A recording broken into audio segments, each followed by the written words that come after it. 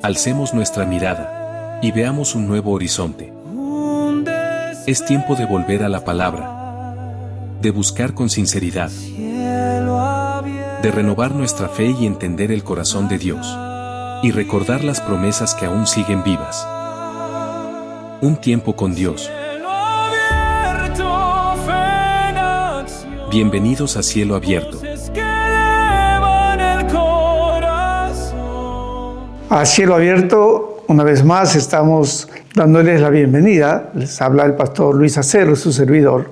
Y estamos muy alegres de su compañía a través de este enlace que usted siempre está en el portal web abriendo. Y puede escuchar estos 20 minutos de este temario que estamos desarrollando, un panorama bíblico de principio a fin. Y desde el primer día que hemos trazado, hemos iniciado un tema basado en la morada de Dios, basado a desarrollar un panorama bíblico de cómo Dios formó al hombre y previamente Dios hizo una creación preparada para él, pero luego también Dios plantó un huerto del Edén donde había eternidad, donde Dios se paseaba al aire del día y luego entonces llevó al Adán a este lugar y formó también a la mujer en este espacio. De ahí en adelante, el hombre tuvo que ser sacado del huerto porque él pecó, él no creyó en la palabra de Dios, él no confió en la palabra que le concedía, pero también que le prohibía algunas cosas, porque el hombre tiene que vivir bajo la soberanía de Dios, no en autonomía, como hemos dicho. Y entonces ahora Dios tiene que restaurar a la humanidad de modo que pueda la humanidad volver a ese lugar de eternidad, volver a las moradas fundadas del principio de la fundación del mundo. Y lo que tenemos es toda una historia basada entonces en actos de Dios. Una vez más podemos volver a decir, la Biblia son las acciones de Dios en favor de restaurar al hombre. Es la historia de las acciones de Dios. Los eventos que se narran son las acciones sobre la vida que se va desarrollando del hombre cargado de pecado, comportando muerte, pero Dios haciendo camino para restaurarlo. Y estamos ahora en el pasaje de Abraham. Es que en Abraham empieza la continuidad de esta línea de enrumbar, de guiar hacia la humanidad, hacia un lugar que Dios está preparando para ellos. Noé sirvió en su ejemplo de ser el justo y perfecto ante los ojos de Dios, para que la humanidad pueda restaurarse, para que la humanidad pueda continuar entonces subsistiendo en la tierra. Pero ahora la humanidad necesita una orientación que pueda volvernos, ¿cierto?, hacia las puertas que le esperan en la eternidad. Y tenemos mucho mensaje en los evangelios, pero lo que queremos este día, este primer día del mes de octubre, es mirar también la conducta que tiene Abraham acerca de los principios que él ha ido desarrollando desde que empezó, cuando salió de la mano de Taré, su padre, de Ur de los Caldeos, y él luego entonces cuando Dios le llama, él sale también de Aram, que es donde su padre había muerto, y él sale habiéndole llamado ya Dios en el capítulo 12 del libro de Génesis. Y entonces ahora Lot y Abraham se han separado porque era mucha la ganancia que tenían en cuanto a criados, ovejas, vacas y ganado, y necesitaban espacios. Y Lot ha tomado el lugar que se acerca a la ciudad de Sodoma. Y entonces en el capítulo 14 del libro de Génesis, dice en el versículo 1, aconteció que en los días de Amrael, rey de Sinar. Esto es importantísimo que podamos entender para comprender la narrativa del Antiguo Testamento. Todas las historias, todas las acciones de los hombres, toda la fuente que se va a desarrollar en cada narrativa, siempre el Antiguo Testamento empieza fijando lugar y probablemente fecha, y luego ya desarrolla la historia. Entonces, una de las cosas que tiene la literatura hebrea en el Antiguo Testamento es siempre propone al inicio la circunstancia, el contexto histórico, la situación política o la situación geográfica donde se encuentra lo que se va a desarrollar dentro de la narrativa. Entonces, para una comprensión del Antiguo Testamento esto es importantísimo, porque para poder entender cómo se desarrolla es muy importante ver en qué espacio geográfico y en qué contexto histórico se está desarrollando. Y aquí en el capítulo 14 dice: aconteció que en los días de Enreel, y aquí está el dato histórico, ¿verdad? Pero también aquí hay un dato geográfico, rey del Sinar, ¿verdad? Que es la tierra donde estaban los sumerios, es la tierra donde se inicia la vida, de donde salen los hijos de Noé para formar las ciudades de Nínive, las ciudades de Babilonia y bueno, las primeras ciudades. Dice entonces: el rey Eliezer, Kedorlaomer, rey de Elam, y Tidal, rey de Goín, que estos hicieron guerra contra Bera, rey de Sodoma. Muy bien, Lot se había ido hacia Sodoma y hay una guerra política, me imagino, desde sus tiempos, en estas comunidades, en estos reinos, en estos villorrios que habían. Y lo que está aconteciendo es que viene un aviso a Abraham porque Lot ha sido tomado preso. Y entonces en esta guerra Lot ha sido tomado preso y también sus bienes le han a él capturado. Dice en el capítulo 14 de Génesis, versículo 13: y vino uno de los que se escaparon y lo anunció a Abraham, el hebreo, que habitaba en el encinar de Mamre. Aquí Abraham ya es reconocido como un Abiru, según la lengua, que es un ovejero o un pastor, ¿no? Ya es un hebreo. Aquí aparece por primera vez la connotación que Abraham es un hebreo como de cultura, y se va formando la lengua cananea también a partir de estas circunstancias que se van desarrollando. El hebreo es un desarrollo de las lenguas de Canaán, es la lengua fenicia, y bueno, algunas palabras arameas se va desarrollando. Y aquí Abraham ya está entonces connotado como un abiru, como un hebreo, un pastor de ovejas o un ganadero, vamos a poner. Y entonces dice, estaba habitando en el encinar de Mamre, el amorreo. Abraham estaba como extranjero, había salido entonces, y era el hermano de Escol y hermano de Aner, los cuales eran también, dice, aliados de Abraham. Entonces Abraham estaba dentro de un espacio que estaba en tumulto de guerra, estaban las etnias y él estaba en medio de esto, y oyó a Abraham que su pariente estaba prisionero, Lot. Y entonces armó a sus criados. Y miren la mención que tiene, cuántos criados tenía entonces nacidos en su casa Abraham. Tenía 318 criados que habían nacido en su casa. Se imagina, más las madres o más los padres, cuántos criados, cuánta era la ganancia, cuánto era la riqueza con que se movía, ¿verdad?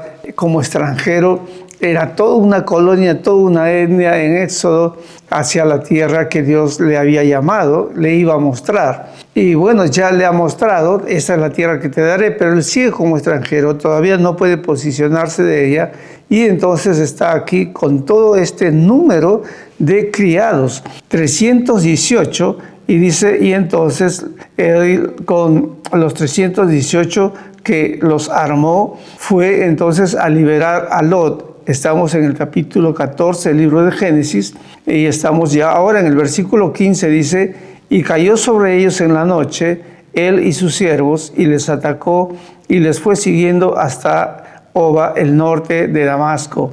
Bueno, esto es también, aquí lo que tenemos es una referencia geográfica de dónde se estaba moviendo, y recobró todos los bienes que también Lot había tenido. Y entonces los bienes de Lot y las mujeres de Lot y todos los bienes que tenía también le fue recuperado la gente que vivía con Lot.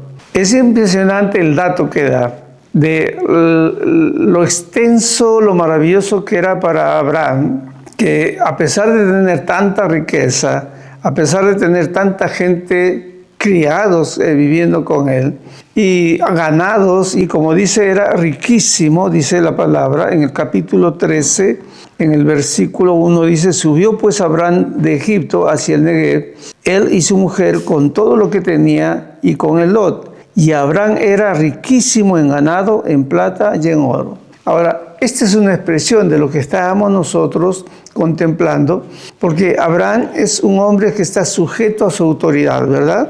Abraham es un hombre que está sujeto a su autoridad, sujeto a Taré, y el llamado que Dios le hace también está él suspendido hasta que Taré muere, porque en el capítulo 12, versículo 1 dice, pero Jehová había hablado a Abraham, ya anticipadamente, antes de que Taré muera, ya había Dios hablado a Abraham, y Abraham sale entonces de Harán, donde muere su papá Taré, después que su padre murió. Él estuvo sujeto junto con su esposa, viviendo con Taré, que lo había tomado cuando salió de Ur de los Caldeos, de las tierras del Sinar, de la Mesopotamia, hacia la tierra de Aram, donde estuvo viviendo con su padre. Y lo importante es ver la conducta, ver cómo este hombre vive bajo principios del cielo, bajo principios de autoridad, y que esta riqueza que sobreabunda con él, a pesar de ser extranjero, está basado entonces en principios del cielo también.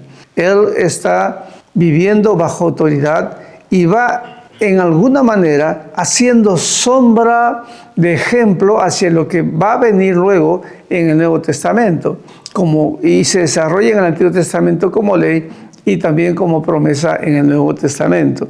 Es hermoso poder contemplar la salvación que Cristo Jesús nos trajo. Es hermoso poder saber que en Jesucristo podemos tener acceso directo a la casa del Padre, que en Cristo estamos sentados en lugares celestiales.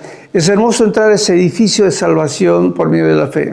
Pero también es necesario saber los fundamentos de este edificio, cómo se fue formando a través de las acciones de Dios y la respuesta de los hombres de fe, este edificio que al final, ¿no es cierto?, la piedra angular, la piedra que sostiene todo es Jesucristo, y Él también.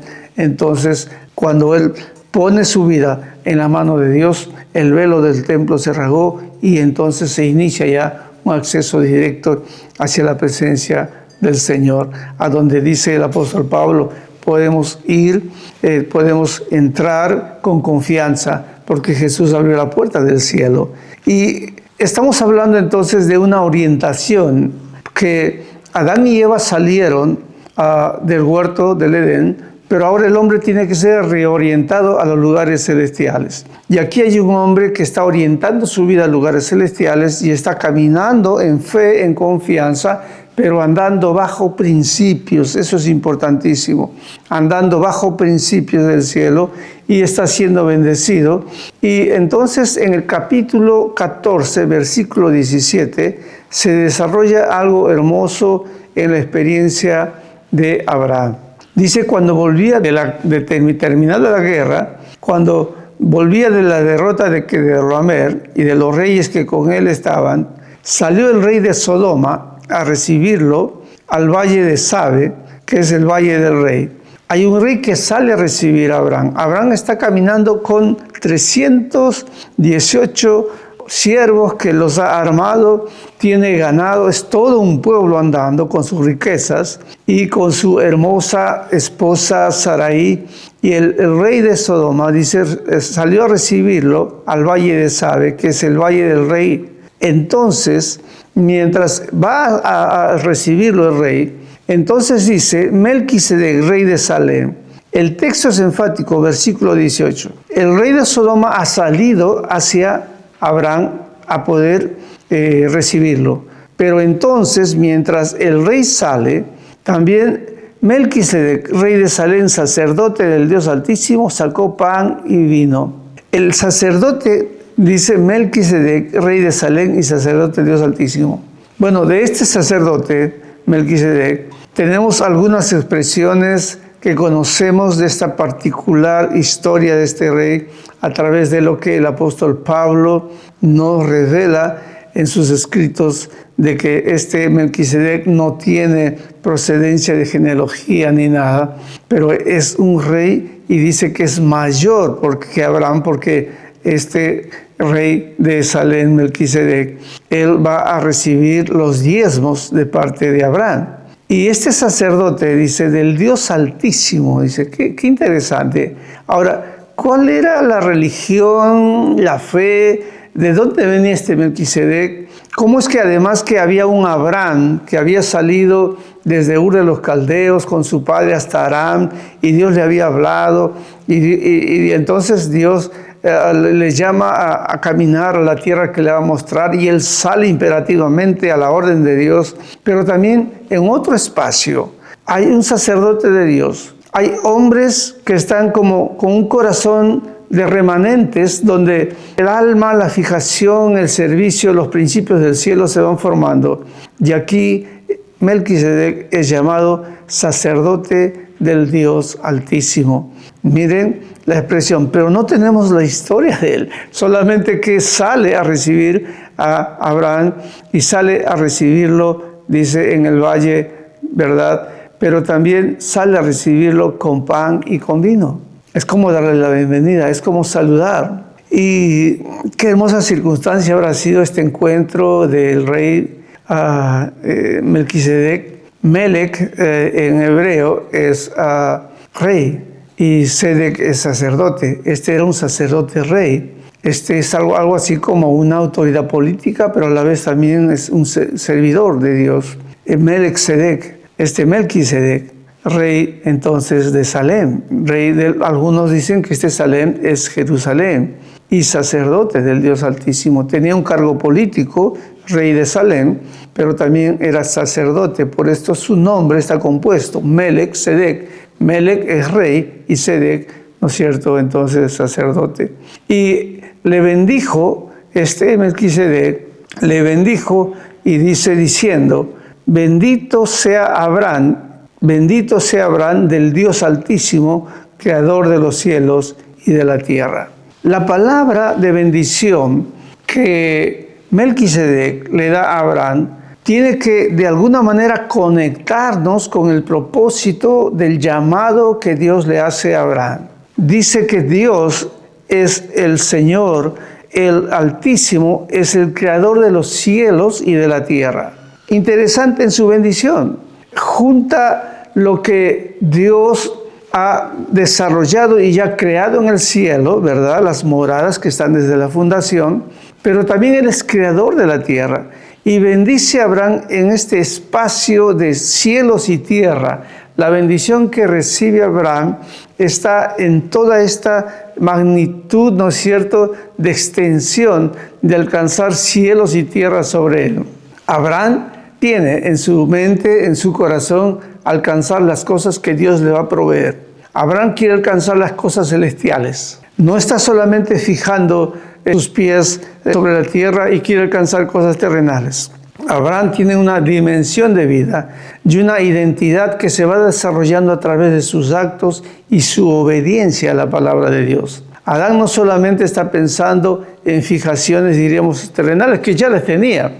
Imagínense, 318 siervos, cuántas vacas, cuántos camellos, cuánto ganado, cuántas ovejas. Imagínense la extensión, ¿no es cierto?, de sus riquezas. Pero él está caminando hacia lo que Dios le va orientando, hacia buscar un lugar de bendición, un espacio que Dios le va a mostrar. Y la bendición del sacerdote aquí, Melquisedec, es en nombre del Dios Altísimo, que es el Señor de los cielos y también creador de la tierra. Y entonces dice el versículo 20, y bendito sea el Dios Altísimo, que entregó tus enemigos en tu mano. Bendice a Dios. Le dice, es Dios quien entregó a los enemigos en tu mano. Bendito sea Él también. Bendice a Dios. Miren la expresión de Melquisedec.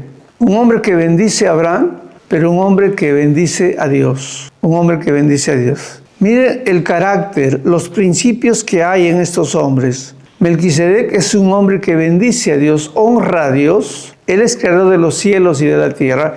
Él no es autónomo. Él es sacerdote del Dios Altísimo.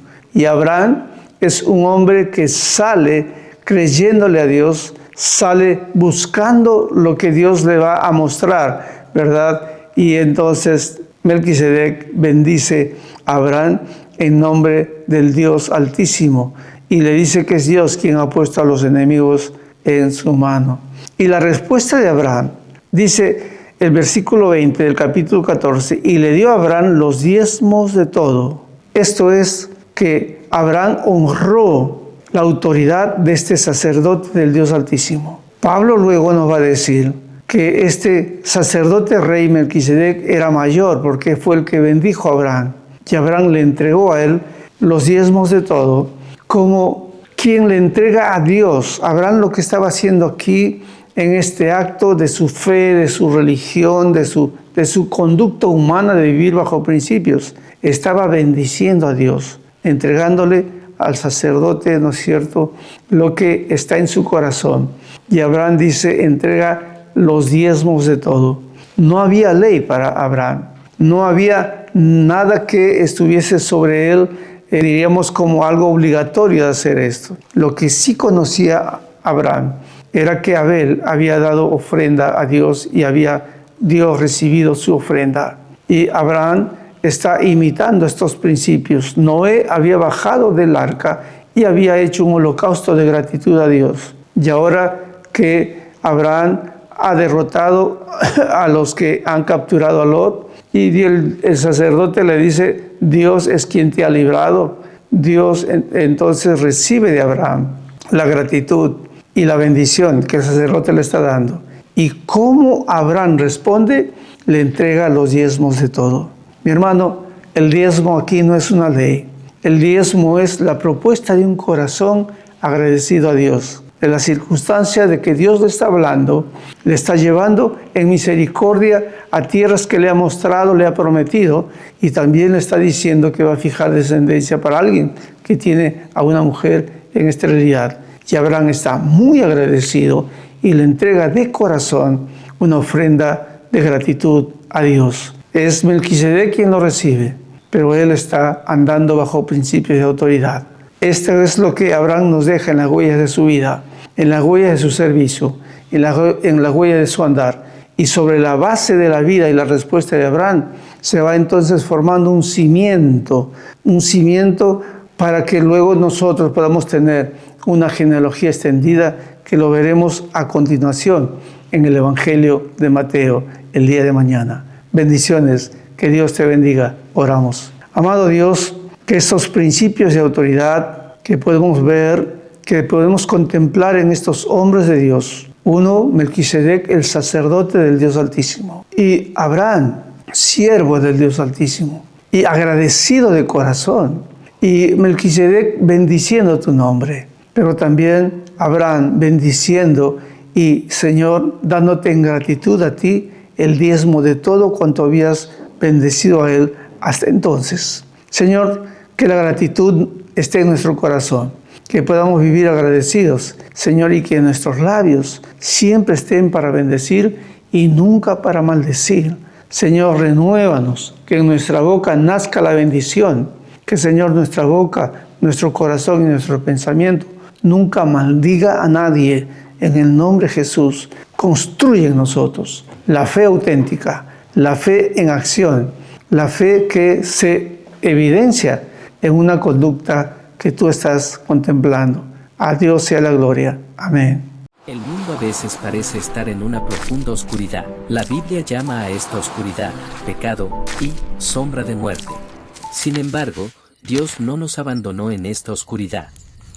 Desde hace mucho tiempo, prometió una gran luz que vencería la oscuridad. La luz de Cristo es como un faro en nuestra vida. Ilumina nuestro camino, nos permite conocer el verdadero rostro de Dios, expulsa la oscuridad que hay en nosotros y nos da verdadera libertad y vida. ¿Está tu vida en la oscuridad en este momento? Mira hacia la luz de Cristo. Esa luz nunca se desvanece y nos guía al reino de la vida eterna.